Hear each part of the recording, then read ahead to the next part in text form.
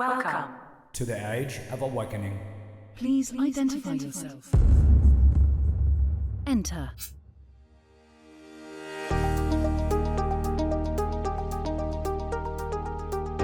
Hey, welcome back to the Triple P Life Podcast. I'm your host, Dr. J, where this week, like every week, we're going to power you with the mindset necessary to up-level you in every area of your life.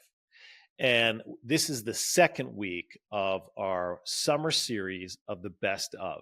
And this week, I get to reintroduce you to Dr. John DiMartini, a friend of mine, a mentor. I've worked with John. He's brilliant in every imaginable way. And, you know, John, in many cases, is just like Tony Robbins on the same level. Probably doesn't have the notoriety of as Tony, but is right there with probably, you know, the foremost personal growth coaches in the world. And he's really known as a renowned specialist in human behavior and executive coaching. And he has authored over 40 self-development books. I've read almost all of them, including his bestseller, The Breakthrough Experience. And John brings his more than 40 years of experience of helping people identify their life's purpose and mission. And we're going to talk about that in this week's show. And he reveals his 7-step process to help you identify your life's mission, as well as how to live your life by design. I'm telling you, you're not going to want to miss this episode. It's specifically for you. I know you're going to enjoy it. Sit back and relax. Take some notes. He's a great, great guest who you're going to find great abundance from. So enjoy this interview with my guest, Dr. John DiMartini. Hey, Triple P Nation, welcome back. As I mentioned in my opening, today is a really special day for me. I have someone who is very instrumental in my life. And I was just sharing the story with him. I was at an event 20 plus years ago, so it shows how old we are. And Dr. DiMartini was talking about purpose and how important it is to understand and know your purpose to live your best life. And I was sitting there and it really just came to me. And I remember tapping my wife on the leg and I said to her, I go, I got it. And she goes, what do you have? And she was listening to you, Doc. And she said, you know, don't interrupt here. And I said, I'll tell you in a bit, but I know what my life's purpose is. So as I mentioned, at that moment in time, it was so clear that my objective in life, my purpose in life was to inspire millions of people to live happier, healthier, more prosperous lives with everything that I touch and everything I do. And so it is such an honor and pleasure to have you on, Dr. DiMartini. Because of that moment, it really changed my life. And this is a special day for me. And I want to welcome you to the podcast.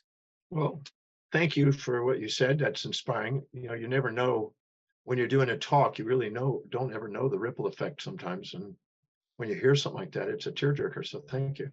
Absolutely. Now, you're one of the world's leading human behavioral specialists, executive coach, and, you know, 1,000 accomplishments. So I'm interested to know, you started as a chiropractor, similar as I did. What inspired you to get into this field of executive coaching and human behavioral specialist? And how did that all come about? When I was 17 years old, I was a surfer. And I had long hair and a beard as the surfers did in those days, and lived on the north shore of Oahu, Hawaii. And I used to ride big waves. I got to be in some surf movies and surf book and magazines and stuff back in those days. And I nearly died. This is the latter part of my 17th year. And in the recovery of that, I was led to a little health food store to eat differently and to a yoga class. And at this yoga class one night, I met this amazing teacher who was there, who was a guest speaker. And one night, in 1 hour, this one man, with his one message, shifted my whole perspective and trajectory. And I had learning problems as a child. I never finished high school. I was told in first grade I would never be able to read, never be able to write, never be able to communicate, never amount to anything, never go very far in life. And didn't read till I was 18, till after I met this man. I was a street kid and a surfer. And that night, I was so inspired by what he said. It was the first night that I believed that maybe, just maybe, I could someday become intelligent. That was like, wow, maybe I could read, maybe I could speak properly. I had to go to a speech pathologist at age 1.5 because I couldn't use my mouth right. And that night I had a dream he took us through this guided imagery meditation, this alpha meditation experience. And I saw a vision of me standing in front of 1 million people speaking. It was probably a dissociative identity disorder at the time, but it was very profound vision. And it's painted and it sits in my office today. I could pull up the painting probably. And that was the night my life changed. And I made a dream to go and travel to every country on the face of the earth and to learn how to read and write and learn how to speak properly, and someday be intelligent enough to be able to say something meaningful enough that people would listen. I also wanted to be involved in healing because I had a health problem. I had strychnine cyanide poisoning and damaged my nervous system. So I wanted to go and do whatever I could to overcome my health areas. So I wanted to study anything to do with maximizing a human being, particularly with healing. So I left Hawaii, flew back to Los Angeles, hitchhiked back to Texas, and started to go on a journey to try to learn how to read. And I took a GED, which is a high school equivalency test. And then I ended up, failing, trying to go back to school, and I almost gave up.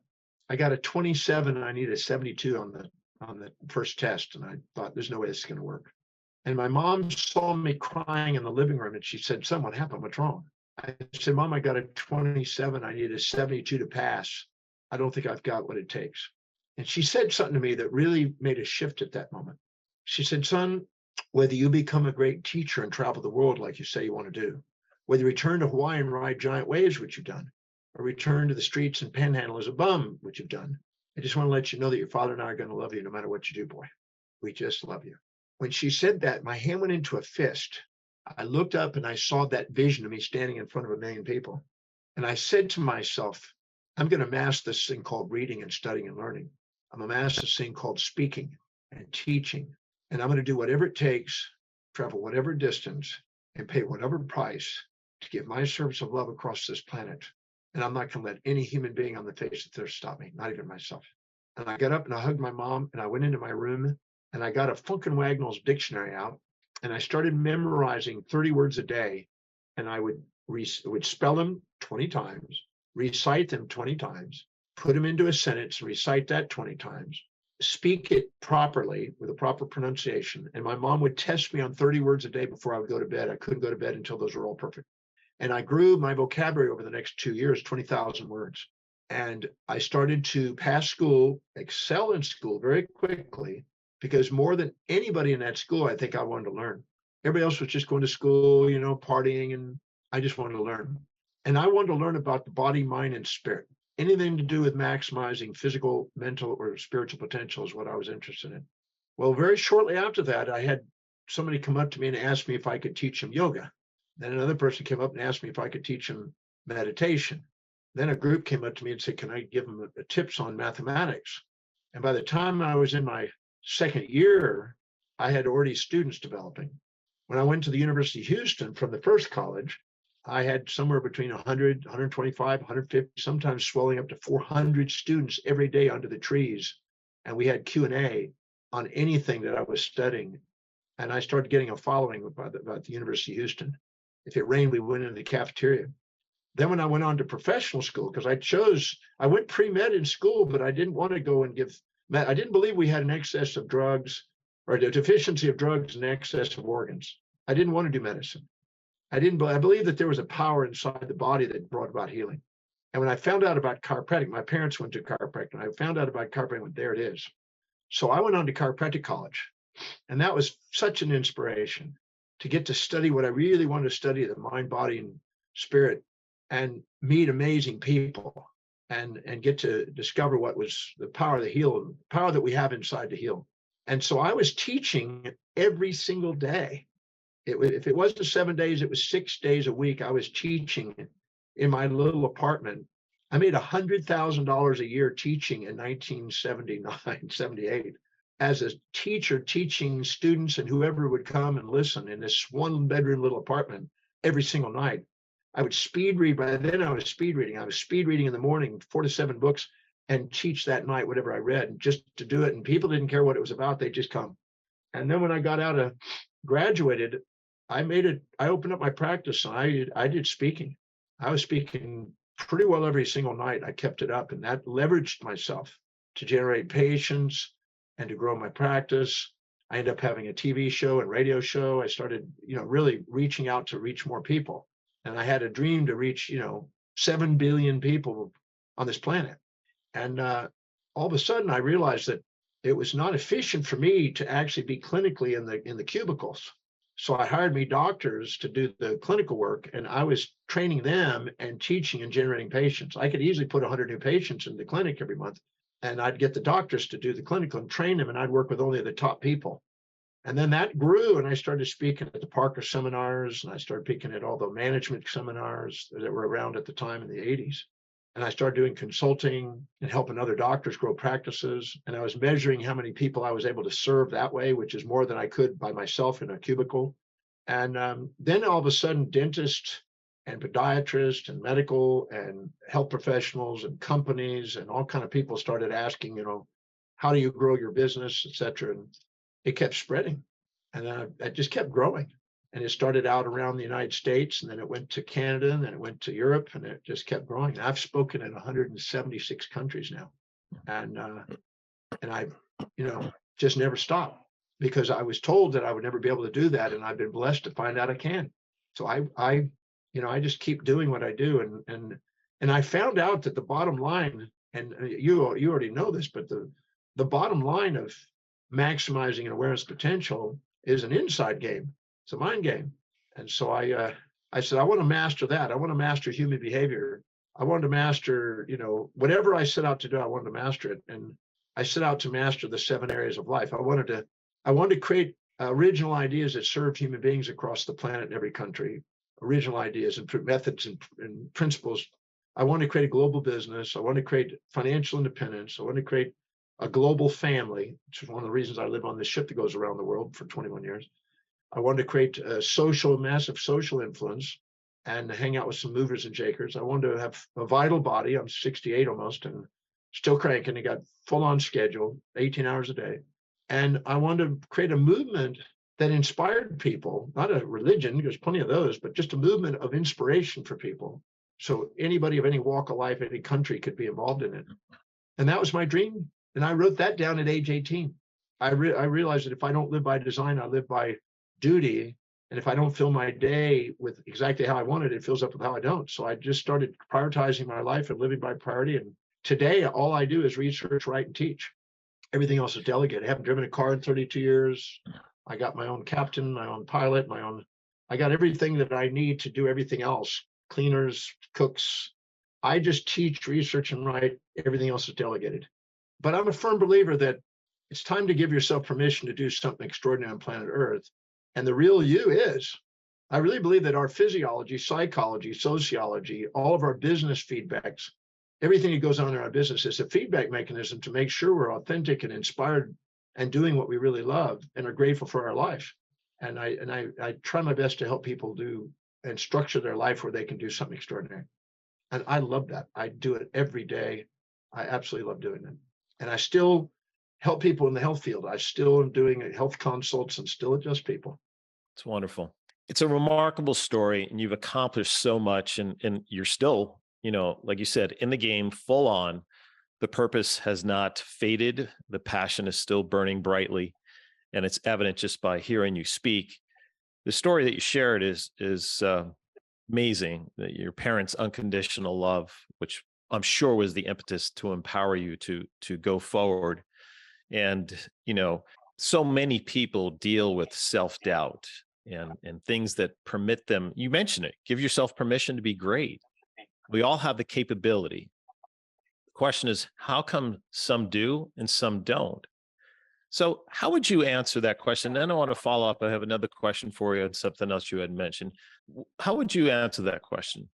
Every human being, regardless of age, culture, or gender spectrum, lives moment by moment by a set of priorities, a set of values, things that are most to least important in our life. Whatever is highest on that list of values, it's an intrinsic value that they're spontaneously inspired from within to act upon and fulfill. Just like that young boy who loves video games, you don't need to motivate him to do his video game. He just does it. That's me for teaching. I just do it. I don't need any motivation. No, I've told people, if you can ever find somebody that had to motivate me to teach and research in the last 50 years, you got a free seminar. No one's ever found it. And But anytime you go down that list of set of values, it becomes more and more extrinsically motivated, and you need outside motivation and rewards to do it, punishment if you don't, to get you to do things. And if you have to be motivated to do what you love doing, it's not what you love doing. Anytime I hear about saying, well, I want to do this, but I keep having something interfere with it, it's not really what they want. They think they do. So what happens is when you're not fulfilling what's highest in priority, you're not filling your day with the absolute highest priority things that are truly most intrinsically meaningful, your day fills up with other things. I would say if you don't empower yourself intellectually, you get told what to think. If you don't empower yourself business, you'll be told what to do. If you don't empower yourself in finance, you'll be told what you're worth. If you don't empower yourself in a relationship, you'll be told, honey, do this around the house. If you don't empower yourself socially, you'll be told misinformation and propaganda. If you don't empower yourself physically, you'll be told what drugs to take and organs to remove. If you don't empower yourself spiritually, you'll have some sort of dogmatic Aristotelian geocentric system running your life. But if you prioritize your life and live by what's intrinsically drives you, what's authentically you start to excel. And blood glucose and oxygen goes into the forebrain and activates the executive center, and you have self-governance and mastery.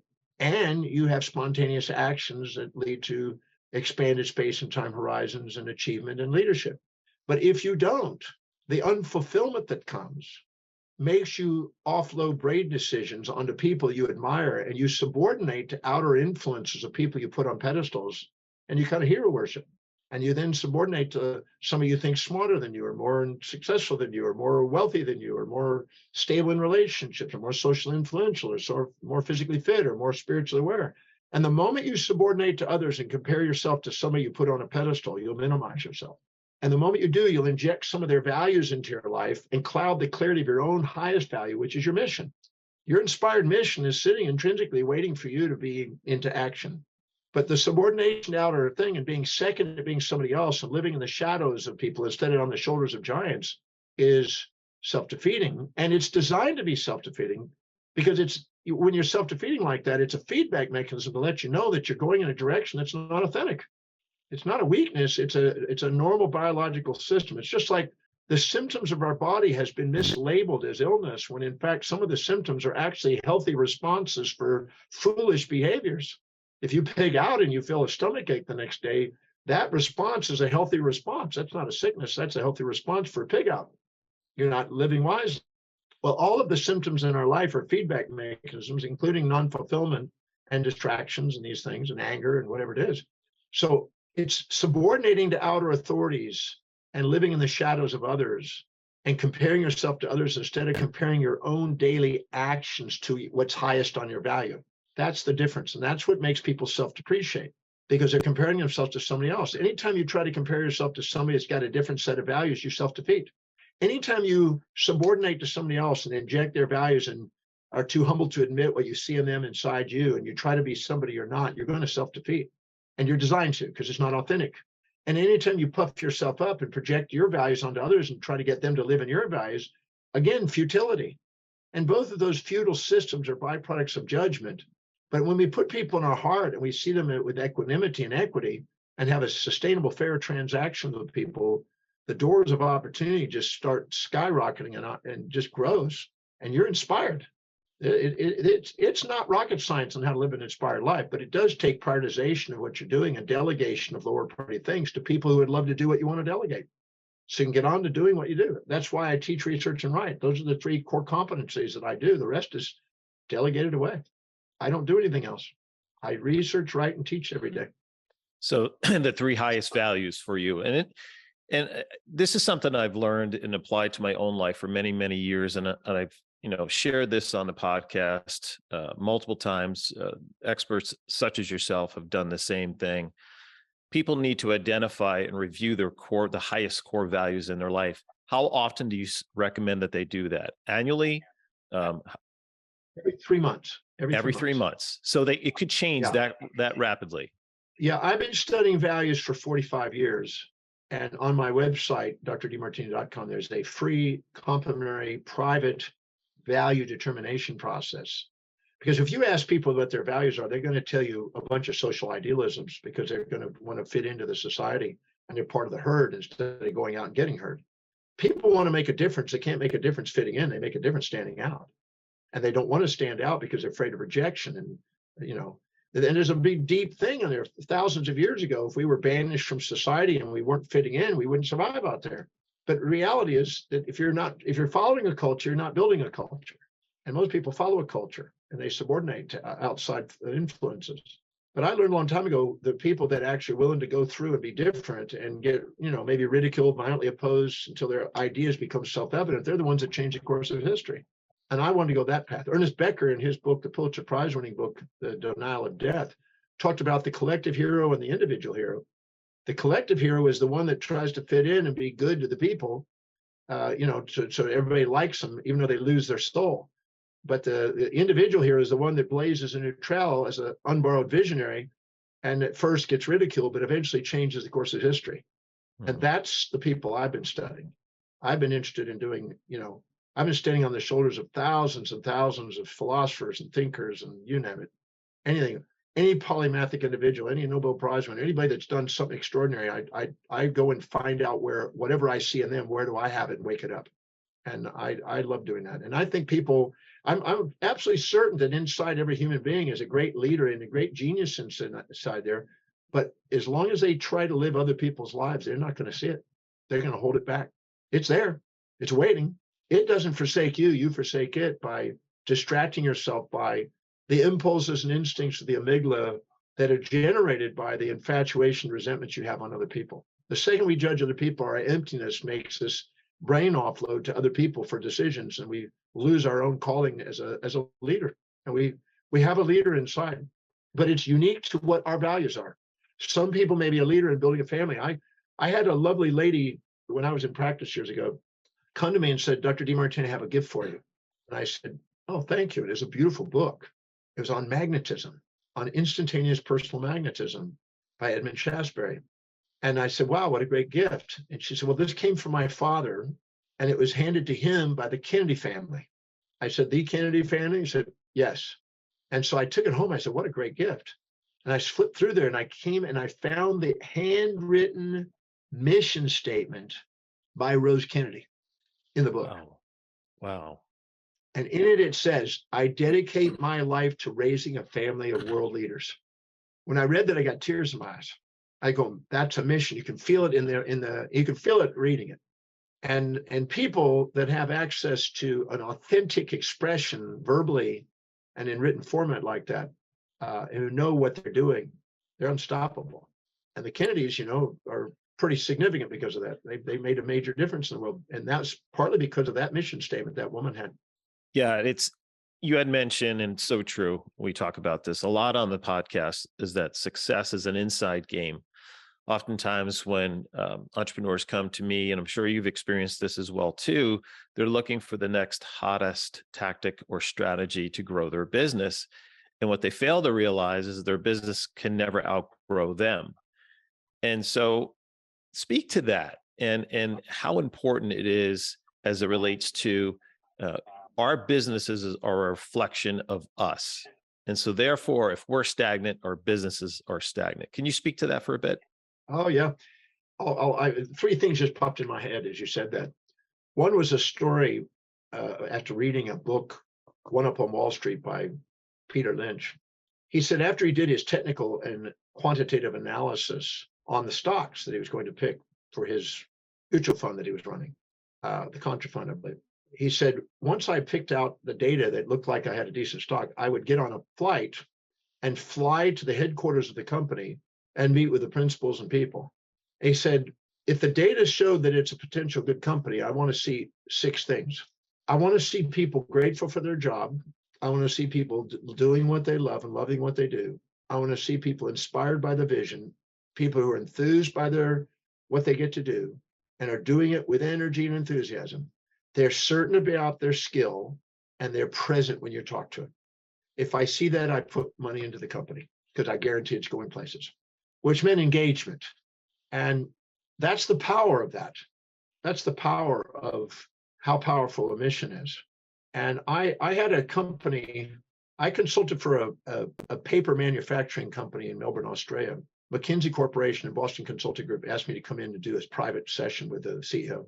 And I walk in, the 4 executives underneath the main owner of the company and founder of the company, were sitting and had a meeting quickly with them. And they told me all about the problems this guy's given. He's 63 years old. He's wanting to retire, but he's hanging in there. He's killing the company. We either want him to either get him fired up or get him out and let us take over and just make this company kick. So I walk in the room and I meet with his CEO, and he says greets and stuff. And I said, so I'm going to give you 5 minutes max to tell me what you believe is going on in your company. And so he starts telling us, well, we started this company, and the Japanese are competing with us, and we can't compete with their prices and this, and we've lost market share, And there's all extrinsic reasons, false attribution biases, not an inside job. And I said, now that the BS is over with, you have your 5 minutes is up. And then he was a little offended by that because, I'm this whippersnapper, this young guy at that time. This is 20-something years ago. And I said, so now I'm going to ask you a really pertinent question. I want a real honest answer. What inspired you to build this company? And he looked at me and he leaned back, put his arms like this, and he goes, wow, I haven't been asked that question in a long time. And then he went on to tell me, he said, when I was a little boy, there was a desegregation going on in Australia, and the Aboriginals and the rich and the colored and the poor were separate, and they joined them together. And so I got bused as an extremely impoverished kid into a rich area and had to go to school with rich kids. And when I went to school the first day, I didn't have new tennis shoes. I didn't have new shirts. I didn't have a backpack. I didn't have pencils and pens and paper and pads. Couldn't afford those things. And I went there and got rejected on the bus. When I got to school, I felt like an outcast, and I felt humiliated and felt second class. And it was a really torturous day. At the end of the day, I didn't want to get on that bus. So I decided to walk around all the hallways in the school and go into all the trash cans. And anywhere where there were paper that hadn't been written on, I grabbed them. And anywhere there were pencil or pens in there, I grabbed them out of the trash. And I walked home because I was too embarrassed. And I went home and I trimmed all the paper, put a weight on it, put some moisture on it, put a weight on it, glued the ends and made a pad of paper, sharpened the pencils, cleaned up the pens, and because they were ink pens in those days, you drew with ink cartridges. And it says, and I came back the next day and I washed my pants and I washed everything. So I wasn't going to be humiliated and embarrassed. And that day when I walked in there and I had my own pad of paper, that was special for me. I built this business because I didn't want ever again a kid have to go through that again. I built a paper company. And he started crying on the spot. And his executives were crying with him. They never heard the story. Never heard it. And then I said, you going to let the kids down? He said, no. I said, the day you realize the calling of why you're in the business is the day you're on your mission. But if you forget that, those without a vision, those without a mission, they don't flourish. I said, I've been told that you're thinking about retiring. Is that because you're a certain age? Is that because you think it's that you're supposed to do? Is that something you really want to do? Is that what your wife wants to do? What's the thing? Because when you come home and you don't have something meaningful to do in your life, your life changes and you can deteriorate, and your wife can be driven crazy being around because she doesn't want to wait on you all day long. You sure that's really what you want to do? You look like you got plenty of years left. He said, that's interesting you say that. I have been concerned about that. I'm concerned because some of my buddies that I've gone out and played golf with, they're losing their edge since they retired in 5 years. They're not the same people. And I've been afraid of that. And I said, so why are you really retiring when you got a mission? He cried. He said, I don't really want to, but I promised my wife. I said, I'll guarantee you, if you want, I'll talk to your wife. She doesn't want you around all day long where she's got to wait on you. And it's not what you think. Being at the golf course is okay for a short period of time. It's not what you think. Man with a mission, I would say money with a meaning leads to philanthropy. Money without meaning leads to debauchery. I said, so you sure you don't want to do it? Because I am absolutely certain that you can turn this company and take command of the market share again if you get your mission back on. And he says, let me talk to my wife. I think I've already made my decision, but let me just make sure it goes with her. And I said, well, you need help. Let me know. I'll talk to her. Well, 3 months later, they were already turning the market share. 6 months later, they're on track. 8 months, they're back at the top. So it has nothing to do with the world on the outside. And everything on the outside is a feedback mechanism to guide you to go to the truth on the inside, to reclaim your highest value, which is an expression of your mission. Your ontological identity revolves around your highest value. Your teleological purpose revolves around your highest value, and your epistemological area of expertise revolves around your highest value. If you prioritize your life and give yourself permission to fulfill what that is, you will excel and wake up the natural born genius and leader that sits there ready to absolutely do something extraordinary. And the moment you do, as Colin says, you don't go for the big home run, you do incremental momentum building micro steps to make big dreams. You just keep methodically doing things. I've been doing a seminar called the Breakthrough Experience 1,153 times. Wow. 1,153 times. I keep doing it. I spent 29,000 hours teaching that course. And I learned from Donald Trump. I know some people have all kind of statements about Donald, and I can also say some crazy things about Donald. I've known him 29 years. I lived right underneath him. I've known his family. I've known him a long time. But one thing this man did teach me, and I'm very grateful for it, he says, you want to build incremental momentum on the highest priority thing that you want to be branded for, and don't stop until the world knows about it. And that was very significant for what I do. That's what I do every day. I teach research right every single day, every day. And what's interesting is the leader is inside all of us. And the most meaningful, most purposeful, most inspiring and fulfilling thing we can do is to stick to priority. I got an exercise maybe I can share with whoever's listening, because it was a thing that catalyzed the scaling up of my business when I was 27. I got the book, The Time Track by Alex McKenzie, and I deciphered that book and went through it and filtered it out and created a 6-column form. And the first column was a list of everything that I did in a day over a 3-month period. And I don't mean generalities. I mean very specific action steps, moment by moment through the day. What do I do? How am I spending moment by moment through my day? I don't put sales. That's not, I mean the actual actions that I'm doing in my motor control every single day. And I wrote a list of everything. It was pages. And as I was doing that, I was already getting intuitive responses going, whoa, I'm majoring in minors and minoring in majors big time here. Even though I was doing pretty well, I still saw, wow, I was still doing low priority stuff. And I made this list, this long list, until I couldn't think of anything else I did over those 3 months. Because I may only do it once a week or once a month, but I wrote it down. Then on the next column right next to it, I wrote down, how much money does it produce per hour? I want to know what productivity is, because money produced per hour means that I'm caring enough about another human being in humanity to serve them and have a sustainable, fair exchange where they're going to want to do business with me and they're paying me. It means I'm doing something that makes a difference. And I wrote down, how much does it produce per hour? And this was a shocker, because I spent 10 years to go to professional school, to be in a cubicle, to be adjusting spines. But I realized that the most productive thing I could do is leverage myself with a man with a message and share a message with speaking. 1 hour speaking, I could generate 5 to 10 new patients easily. And each one was about $3,000. So that's a $15,000 to $30,000 hour. I couldn't do that in my practice. So I could go out and do that. I was successful at generating patients. I just needed somebody to help me in the clinical. Otherwise, I'd be overwhelmed with new patients. I couldn't handle them all. So when I did that, I went through and prioritized that. And the thing that produced the most down to least. And there were a whole lot of zeros at the bottom. There were over 100 things I was doing that wasn't producing anything and taking up my time. So when I looked at that, I was going, I got nobody out there. See, false attribution biases and blaming things on the outside for where we are in life, I've never seen it work. But I have seen, and not even blaming yourself, it's nothing to blame. Everything you're doing is giving you a feedback and letting you know you're not being authentic, or you are. If you're inspired and you're on track, you're doing something that's working. If not, you're getting symptoms, and the symptoms are your friends, not your enemies. They're letting you know, hey, this isn't priority.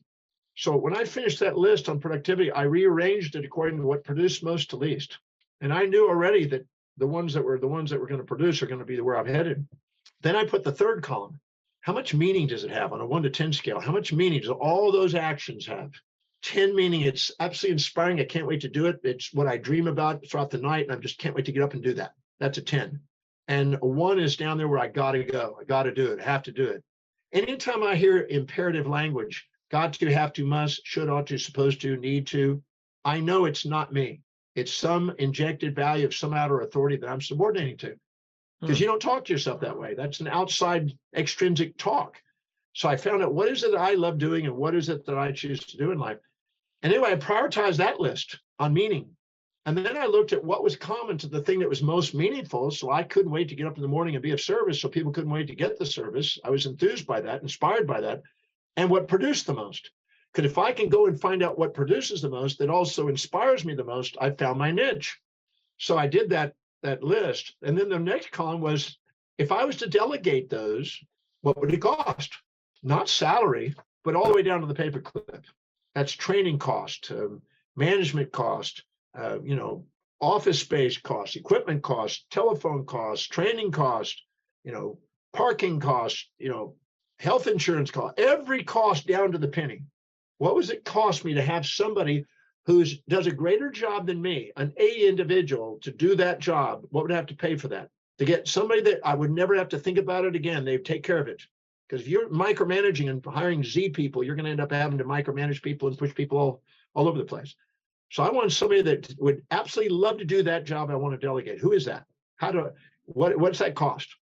And I put then the spreads between what it produced per hour versus what it cost per hour. And I then hierarchically put that together in a priority list. So I knew what I was going to delegate in the priority list. And the next column was how much time is spent. How much time do I spend on that on average? 20 minutes a day, 5 minutes a day, an hour a day, 3 hours a day? What's the time spent? And then the final column is the final prioritization, factoring in all the variables. And I sat down and just meditated on that and really went through that and looked at the most important thing that I would be wise to do is this. The second most important thing for me to be doing is this.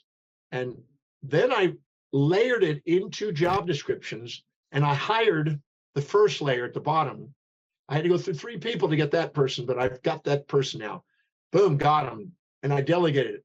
And this individual just ran with it. I didn't have to ever micromanage them, didn't have to remind them, didn't have to motivate them, didn't have to train them. They were experts. They knew what they were doing. That liberated me with energy. 10% of my energy would just went up right there because I'm not having to do things that devalue me. I'm not having to distract myself, things I don't want to do, which every time you do something that's not inspiring to you, you're devaluing yourself and devaluing your energy. I went to the next layer. It took 2 people to get that. I kept getting more efficient at hiring. I made sure that whatever's they're going to do in their job description, they could see how it was going to help them fulfill their highest values, so they would be engaged. So I didn't have to micromanage or push them or motivate them. Motivation is a symptom, never a solution for businesses. If you have to motivate people, you got the wrong people. Warren Buffett doesn't motivate his CEOs of all his subsidiaries. He doesn't need to. These people are inspired to do the job. So I just kept layering that and getting rid of layer by layer by layer until I'm at the top. And the last thing is you duplicate yourself. And so in 18 months from having 1 assistant and myself in a little 970 square foot office, I now have a 5,000 square foot office, 5 doctors, 12 staff members, and tenfold net return. And now I'm only doing 3 basic things: going in speaking, working with the highest quality clients, and training all the doctors and staff, period. Where my expertise was, where I could leverage myself most efficiently. And that's when all of a sudden Parker asked me to come and say, well, what the heck you did? How did you do that? And I started speaking at the conferences because I wanted to know what the hell you did. And I love to do that because now I could go out and help other doctors do the same thing. And it was so inspiring. And then I could then find out how many new patients I could get their practice to grow. So I used to keep a record of what my own practice was doing. And I kept a record of every doctor I was getting to touch that I was able to be in contact with and it was helping. And then say, well, what's the growth in the practice since we've been working together? 15%, 20%, doubled, or whatever it may be. And how many patients is that actually in a year? And we got it up to 3 million patients a year. We were able to increase the practices and 3 million people a year. And I was way more than I could do in my practice. And that led me further out into serving ever greater number of people. Then I realized that I only had 100,000 chiros. And I had a global vision, and I didn't want to be in a, I learned from Ed Tullison, never live where you can't see the farthest horizons. And if you want to make a difference in yourself, you need a vision as big as your family. If you want to make a difference in your family, you need a vision as big as your community. If you want to be a leader in the community, you need a vision as big as your city. If you want to be number 1 in the city, you need a vision as big as your state. You want to be number 1 in the state, you need a vision as big as your nation. You want to be number 1 in the nation, you need a vision as big as the world. And if you want to have a global impact, you need an astronomical vision. So I literally studied astronomy and astrophysics to get an astronomical vision so I could do something globally. And there's no end. When you're living by highest priority, you automatically have the synchronicities of people, places, things, ideas, and events coming into your life to help you synchronize momentum building achievements. And so I try my best to just do that and show people how to do that every day. And I love it. It's remarkable. I mean, I'm interested. I'm going to certainly pick up that book, The Time Track by McKinsey, you said, correct? Alec McKinsey, A-L-E-C McKinsey. Okay. And we're wrapping up here shortly. Once again, I can't thank you enough for spending an hour of your time. I know you're a busy guy, as you mentioned. You're on your ship. There's a little delay in the recording. So listeners, it's because he's living on his ship and you're in Scotland as we currently speak. I'm in Oban, Scotland. And we just got back from doing it. We were with the Discovery Channel. We produce with the Discovery Channel expeditions sometimes on the ship, and they film some amazing footage for television, but they also produce private footage for all of us. And it's just amazing, and just an amazing waterfalls and places we went. It's just amazing. So while I'm doing my talks and everything else, I sometimes either look out the window or get out and go for quick hikes and things, and do things in between what I love doing. So I explore the world. I said when I was 18 years old, I asked my mom, because Paul Bragg told me when I was 17, when I met that guy that night, he says, say to yourself every single day that I'm a genius and I apply my wisdom. And I came home and I told my mom that statement. She said, well, that's a great statement. I said, Mom, what exactly is a genius? And she said, well, people like Albert Einstein and Da Vinci. So I said, well, give me every book you can on that. So she got me Vasari on Da Vinci, and she got me some of the books on Einstein. And Einstein said that I'm not a man of my family, I'm not a man of my community or city or state or nation, I'm a citizen of the world. The same as Epictetus and Socrates and many of the great philosophers. And I said, boom, that's me. I'm a citizen of the world. And I started saying that. I said, the universe is my playground, the world is my home, every country's a room in the house, every city is a platform to share my heart and soul. I'm a teacher, healer, and philosopher traveling all over the world and touching millions of lives every day. I had this statement that I said, and lo and behold, here I am living on a ship called the world, traveling around the world, reaching billions of people around the world. So it's amazing. What you say becomes your reality. What you see becomes your reality. What you think and feel and act on becomes your reality. Well, you're living proof of it. And I've been talking about this and sharing my experiences as well, too. So it's so fantastic to hear your story and remind people that, yes, you are, right? What you can speak into existence, what you put in your mind, you can create in your reality, but it starts as an inside working on you first. So Dr. John, real quickly, one additional question. You know, if some listeners out there are struggling to find their own mission in life and they just don't feel a connection to the direction in life, are there a couple of simple things that you can give them that may start the process to help them identify their life's mission? Yeah, there's a number of things. I've got we could go another hour on that one, but let me just say this. Your highest value, please go on my website, drdemartini.com, and go and take advantage of the free complimentary private value determination process. Millions of people have used it. And it's just a 13 questionnaire. And it's directly proportional to how integral and honest you are in the answers. But what it does is it makes you look objectively at your life and what your life is demonstrating is truly important to you. Not what you fantasize about, not what you think it should be, but what your life is actually demonstrating, because that's what matters. Looking at what your life demonstrates is the first starting point, and then structuring your life. You know, the quality of your life is basically quite the questions you ask. There's 7 great questions I ask people. What is it you would absolutely love to do that you spontaneously can't wait to do? You do it every single day spontaneously, and you just love doing it. What is that?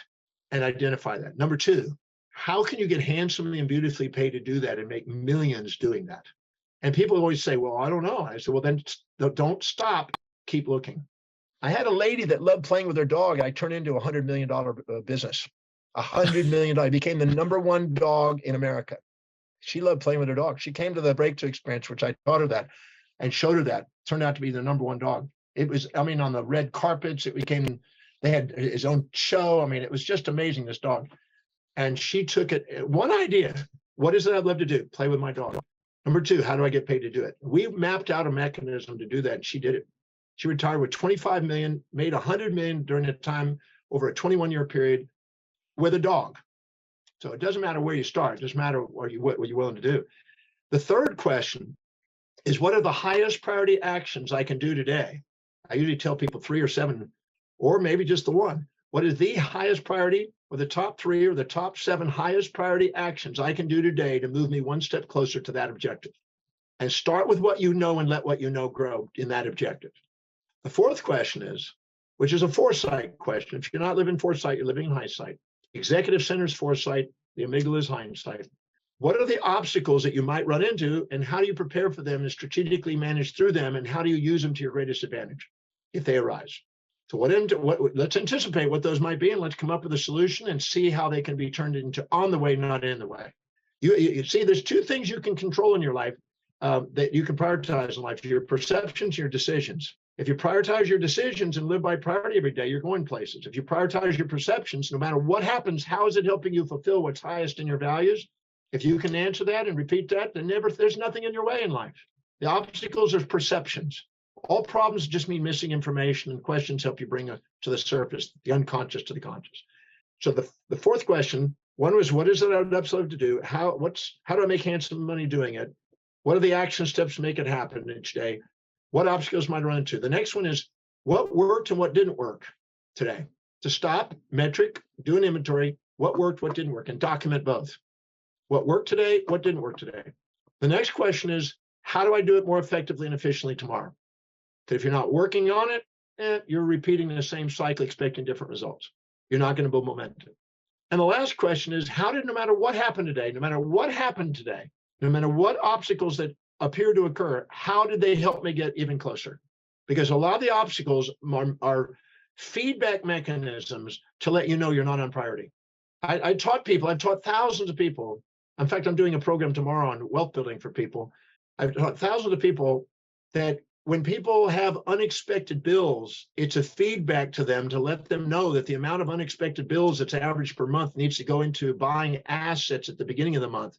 Because if you don't pay yourself first and create entropy takes over your economics and wipes it out with unexpected bills.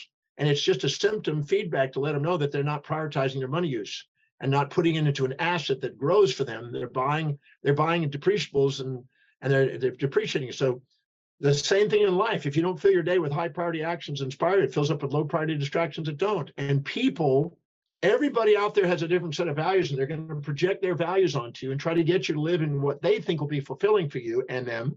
And if you don't have the courage to fill your day with exactly what inspires you that serves those people, you're going to be vulnerable for all those distractions that they impose on you. And you have difficulty saying no to them. But if you have a very full schedule doing what you really love to do, we used to call it pack a day, in practice. If we really go in there and fill that day with the high priority things, you end up with more efficiency, more productivity, more telephones ringing, more vitality, and you discover you're more efficient. So that's a daily thing. And those questions can make a difference and get people out of a little rut and get them into, on a speed track. Fantastic. I mean, that's such a great summation. The 7 steps, I'll put it and post it in the show notes. Man, this time just flew. Dr. DiMartini, I can't thank you enough for spending some time sharing your wisdom with our audience. More importantly, what you're doing and how you're impacting the world to really make this a better place. We need people like yourself, myself, who are, invested in improving humanity. And so I want to thank you for being at the forefront for that. No, thank you for having the opportunity, because I don't know how many chiros are out there that are going to be listening, but if you're a chiro out there, thank you for being the hands of my life today and being out there and bringing your heart, your hands, and your mind out to people and touching people's lives. Our healthcare system requires that, because there's a lot of unnecessary things going on in the healthcare system. But one thing we can do is we can adjust minds and bodies and help people live more fulfilling lives. So if you're out there in that area, please, I'm thanking you for being my hands out there today, because I'm not as full-time as that. And thank you for giving me the opportunity to be on your show and reach whoever can handle listening to me. Well, certainly an inspiration. You mentioned your website. Any other ways you want like people to follow you? I know you have your programs on your website, your seminars. Yeah, Anything else you want to share? I have seminars every day, podcasts every day. I'm webinaring most every day. I got a new book. We got 10 new books getting ready to come out. We got one called The 7 Secret Treasures. They'll love it. It's about how to empower all 7 areas of your life and to mine the great treasures you have inside that you may be overlooking. And so that's just hitting it's just coming to the bookstores and into Amazon. But The 7 Secret Treasures. Is it available currently? Yeah, you can order it now. I believe that it's out because they just sent some to our office the other day. Just came out this week. The 7 Secret Treasures. Yeah. Okay. Sounds good. All right. Well, again, thanks for being an inspiration. Certainly, you've been an inspiration in my life. And as I mentioned, from the deepest part of my heart, I greatly appreciate you. And I had it written down here to go through the 7 areas. Maybe we'll have you back at some point and talk about the new book. I would really, really love that. Absolutely do it. Consider it done. Just need to schedule it. Fantastic. You be well, and we'll be in touch soon, Dr. DiMartini. Thank you so much. Thank you for what you're doing. And just thank you. Made my day. So Triple P Nation, as I say, you be you. Just be the best you. And you will always empower your dreams, ignite your passion, and accelerate your prosperity. With love and appreciation, everybody. We'll talk next week.